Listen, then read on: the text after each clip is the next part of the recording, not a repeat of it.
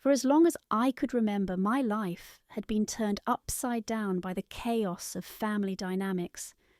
My stepbrother, Kyle, had been a constant in my life ever since our parents married.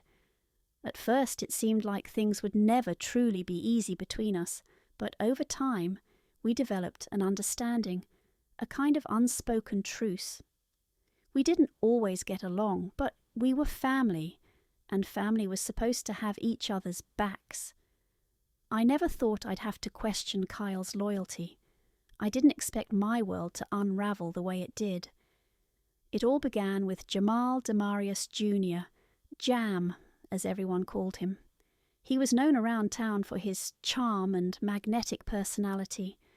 He'd moved in recently with his father, and although he wasn't part of my social circle, I had heard his name come up in conversations now and then. Everyone seemed to like him, especially the girls. But there was something about him I couldn't shake off. He had a way of looking at people, making them feel special, even if it was all just a front. It wasn't until one weekend that I started to notice something strange. Kyle and Jam started hanging out more frequently. At first I thought it was just a guy thing, bonding over basketball, video games, or whatever it was they did. But as time went on, I began to feel uneasy. Kyle was acting distant, secretive, like he had something to hide. One Saturday, I came home early from a friend's house and walked into our living room to find Jamal Demarius Jr. sitting too close to Kyle. They were laughing, the kind of laughter that didn't belong, between two guys who were just friends. It wasn't a natural friendship. It was something more, something that made my stomach twist in discomfort.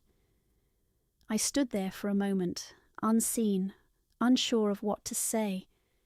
My heart was racing. I knew something wasn't right, but I couldn't bring myself to confront them just yet. I needed to gather my thoughts. That night, everything came crashing down. Kyle and Jam had been out late, and when Kyle returned home, he was acting strangely. His usual carefree demeanour was gone, replaced by an air of guilt. It wasn't until I overheard a conversation between him and a friend on the phone that I understood the truth. "Kyle," I heard on the other end of the line, "you sure you want to keep this a secret? Everyone's going to find out eventually." Kyle's voice was lower than usual, strained. "I know, but I can't stop. It just feels too real. Jam, he makes me feel things I didn't know I could feel." That's when I realised what had been happening. Kyle wasn't just hanging out with Jam. They had crossed a line. They had betrayed something more than just a sibling bond. They'd betrayed my trust.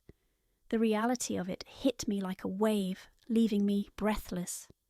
My stepbrother, the one person I thought would always be there, had gone behind my back in the most hurtful way.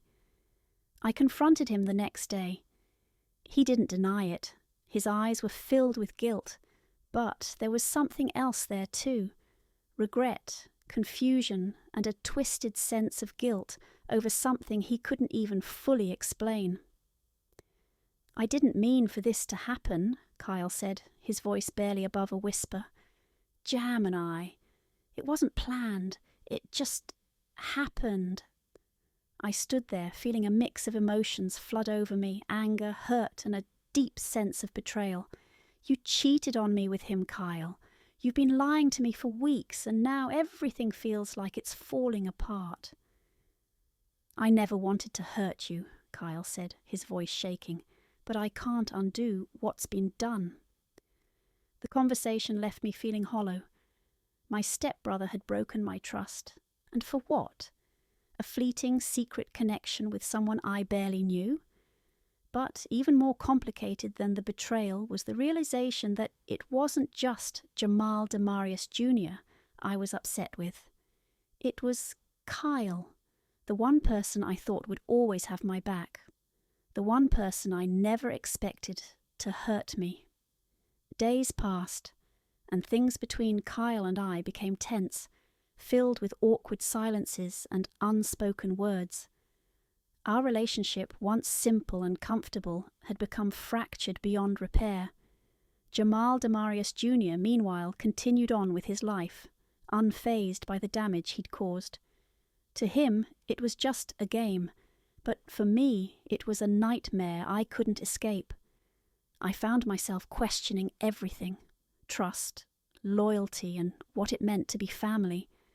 The betrayal ran deep, and while time passed, the scar it left would never fully heal.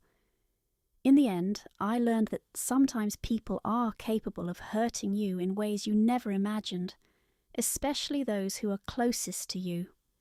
It wasn't just about forgiveness, but about rebuilding my sense of self and learning how to navigate the world without letting the pain define me.